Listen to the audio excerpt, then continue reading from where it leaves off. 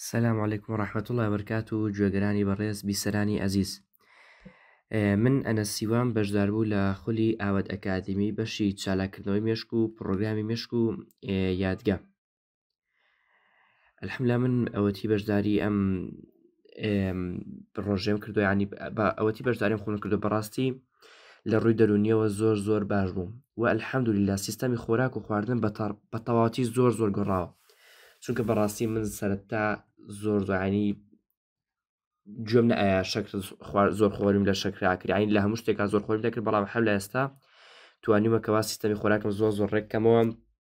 وە خۆکانم بە تایبەتی لایانی سترێس و قەلەقی الحەمدوللا ئەمانەم ینی زۆر باشەوە بە تایبەتی حەزەکان و بدەسێنانی عیلم، ینی جاران کە سعیمە کرد زۆر بێتاقەت زۆر بێ حوسەڵە تااقەتی سعیمنەوە، بەڵام الحەمدوللا ئێستا زۆر باشم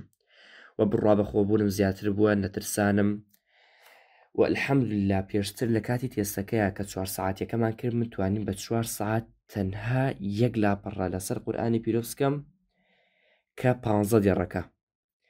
بەڵام الحەمدوللا ئێستا گەشتوم کە ئەتوانم لە ماوەی 5 دقەیە لاپەڕەیەک بە تەواوەتی لەبەرکەم و لەبەرکردنی بیستنی پێشتر ینی من بڵێم نەمکردووە کردومە، بەڵام زۆر بەکەمی وە بەڵام ئێستا زۆر باشم الحەمدوللا کەوا کۆتا جار ڕاهێنانم کرد توانیم بە 10 دقە 10 دقیقە لەبەرکەم الحەمدوللا سپاس بەخوای گەورە و لەبەرکردنی ژمارەکان ینی پێشتر من زۆر کۆڵەوار بووم، بەڵام لە ئێستادا ئەتوانم ینی تەقریبی 36 ژمارە بەرەو سەرەوە لەبەرکەم و لە بیری شمێنێ بۆ چەند هەفتەیەک و بە تایبەتی زۆرترین قسە کە لەم گروپایە کاریگەری هەبووە لەسەر من قسەیەکی مامۆستا عەتای خۆشەویست بوو کە ئەیفەرموو زۆر جاری فەرموو یا سەر ئەکەوم ینی ئەو قسەی بەڕاستی زۆر کاریگەر بوو لە من و بەڕاستی بڕی پاری خولەکە بە چاو ئیسفادە و سوودەکانیە بەلای منەوە زۆر کەم و قابلیەتی لەوانەیە بۆ هەندێک کە زیاپە بۆ هەندێک زروف نەکرێت یاخۆ بەلایەنەوە زۆر، بەڵام بەلایانی منەوە ماشەئەڵڵا ینی زۆر باش بوو و هەروەها زۆر ئیسفادەشم لێ کرد الحەمدوللا و مامۆستاکان بە تایبەتی هەر هەمویان ینی هیچیان ناتوانانی بڵێ ئەمە پلەبەندی یەکەم ئەم پلەبەندی دووەمە، ینی پلەبەندیاکەی چونکە بەڕاستی مامۆستای بەڕێز و زۆر چاکن هەمویان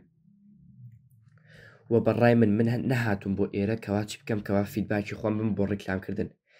تەنها هاتووم کە ینی ئەمێ خۆشی خۆم لێرەوت بۆ ئێوە باسکەم کە ینی بەڕاستی بەلایەنەوە ڕیکلامەکان زۆر ڕاستەقینەن، یعنی هیچ شتێکی تیانە دقیق لاچ یەک گوشەی لێ نەگۆڕاوە و الحەمدوللا سپاس بەخوای گەورە من زۆر ئیسفادەم کردو و هیوادارم زۆر کەسیش بتوانێت بەشداری لەم خولە بکە.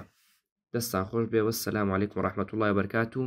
و زۆر ڕێزیشم هەیە بۆ ستافی ئاوەت ئەکادمی. السلام علیکم ورحمة الله وبرکاته.